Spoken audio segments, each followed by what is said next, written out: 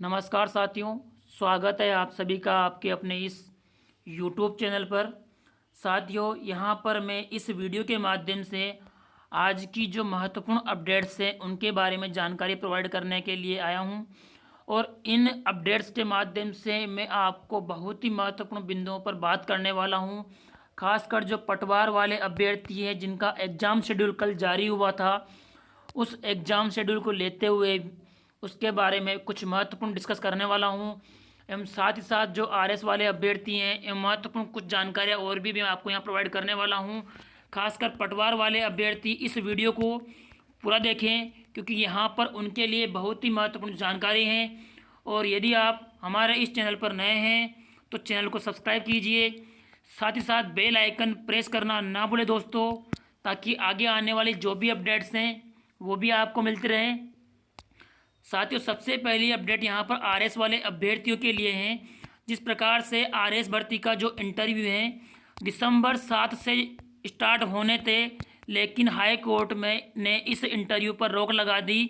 और आरएस भर्ती में जो भूतपूर्व कैटेगरी से, भूतपूर्व सैनिक कैटेगरी एवं डीसी कैटेगरी से जिन 97 अभ्यर्थियों को शामिल किया गया था उन्हें बाहर निकाल दिया गया है। और ऐसा क्यों हुआ है, यहाँ पर आप देख लीजिए कि न्यायाधीश एएसपी शर्मा ने प्रेम सिंह व अन्य की याचिका पर हाई कोर्ट में इस फैसले को देते हुए कि जिसमें भूतपूर्व सैनिक एवं मंत्रालयिक कर्मचारी कोटे से जो अभ्यर्थी इस भर्ती में शामिल हुए थे और उन अपात्र अभ्यर्थियों को जिस प्रकार से आरपीएससी द्वारा क्वालिफाई घोषित कर दिया गया था, तो उस संबंध में कुछ अभ्यर्थियों ने हाई कोर्ट में याचिका लगाई थी। और हाई कोर्ट में याचिका लगाने के बाद में आरपीएससी ने शपथ पत्र पेश किया है कि उन्हें अभ्यर्थियों को इन इंटरव्यू से बाहर कर दिया गया है।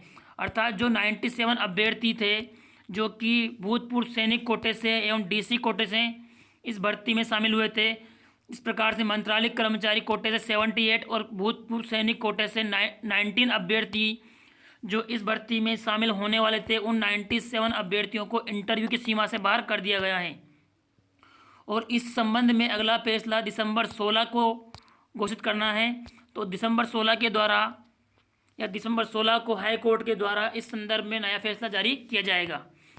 अगली महत्वपूर्ण अपडेट, पटवार वाले अभ्यर्थी ध्यान से देखें, समझें और सुने। जिस प्रकार से पटवार वाले अभ्यर्थियों का जो एग्ज़ाम शेड्यूल है वो जारी हुआ है, उसमें सबसे ज़्यादा समस्या उन अभ्यर्थियों के लिए हैं जिनका नाम ए, बी, सी अथवा डी, ई, एफ और जी से स्टार्ट होता है या एच से स्टार्ट होता है। तो जिनका एग्ज़ाम 10 जनवरी को होना है, उन अभ्यर्थियों के लिए तो यहाँ पर फ़ायदा हो सकता है।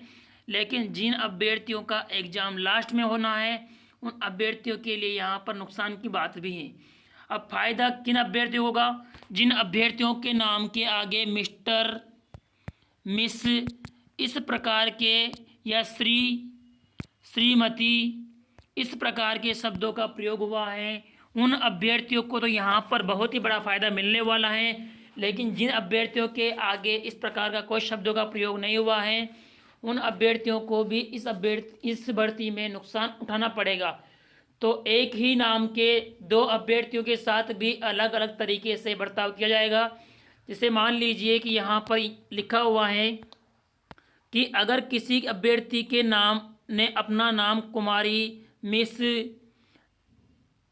मिसेज और श्री, श्रीमती, डॉक्टर वगैरह शुरू किया है, तो ऐसी स्थिति में उनके नाम के पूर्व में, यहाँ ध्यान से देखिए आप, उनके नाम के पूर्व में उपयोग लिए गए इन शब्दों के पहले वर्ण के आधार पर, इन शब्दों के पहले वर्ण के आधार पर परीक्षा की डेट व चरण घोषित किया जाएगा। मसलन यदि किसी अभ्यर्थी ने अपने आवेदन में अपना नाम मिस स्वाति लिखा है, तो उस अभ्यर्थी का जो परीक्षा दिनांक होगा वो 17 जनवरी होगा, अर्थात उसको भी एम से काउंट किया जाएगा। तो ले दे के जो अभ्यर्थी जिनका नाम एम के बाद वाले अभ्यर्थी हैं, जैसे एस हैं, आर हैं या वी हैं, और उन्होंने गलती से या अपने कभी भी डॉक्यूमेंट में अगर मिस या मिस्टर का प्रयोग किया है, तो उनका एग्ज़ाम भी 17 जनवरी को होगा। और यदि 2 अभ्यर्थी जिनका नाम आशीष या अजय कुछ भी हैं, उनका एग्ज़ाम भी एक साथ हो ये आवश्यक नहीं है, क्योंकि यदि अजय नाम के 2 अभ्यर्थियों में से अलग अलग, एक ने केवल अजय लिखा है और एक ने मिस्टर अजय लिखा है, तो उस अभ्यर्थी का एग्ज़ाम 17 जनवरी को होगा। और यदि किसी अभ्यर्थी ने श्री अजय लिखा है तो उस अभ्यर्थी का एग्ज़ाम 24 जनवरी को होगा।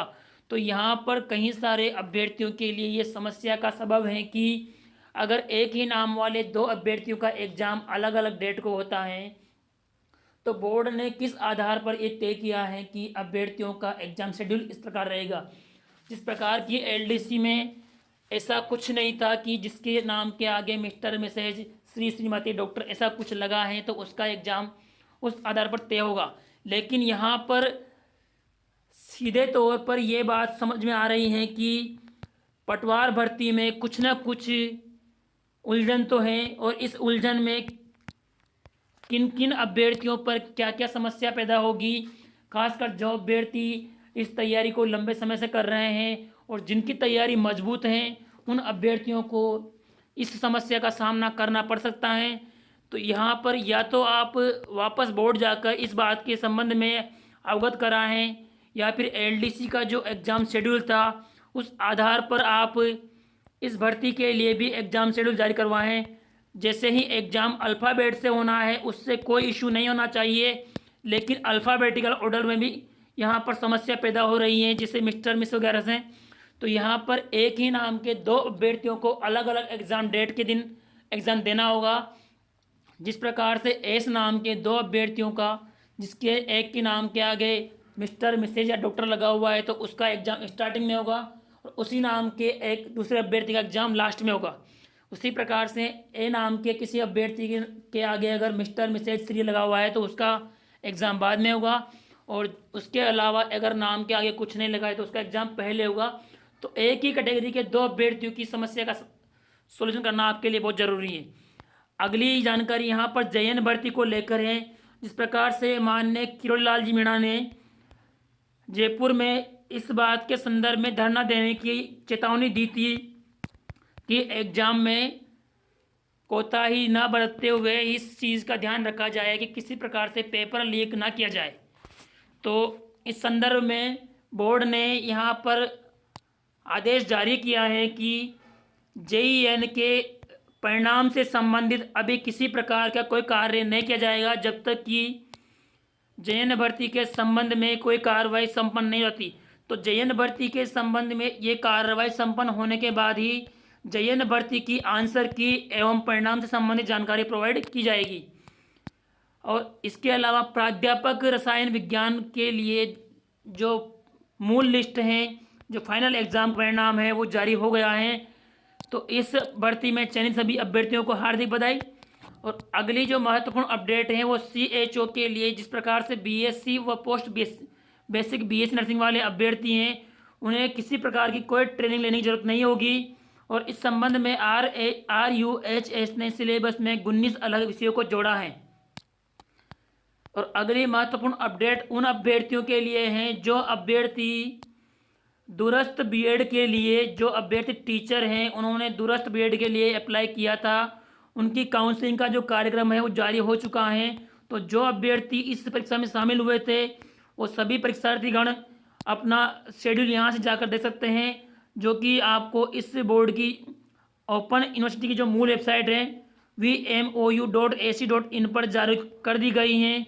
और यहाँ से भी आप इस वीडियो को पॉज करके यहाँ पर आप देख सकते हैं कि जो काउंसलिंग कार्यक्रम है वो यहाँ शो कर रखा है। तो इस आधार पर आप सभी अपनी काउंसलिंग करवा के अपनी जो शिक्षा है वो पूर्ण कर सकते हैं। और आगे भी इसी प्रकार की महत्वपूर्ण अपडेट्स के लिए आप सभी साथीगण हमारे साथ बने रहिए। धन्यवाद।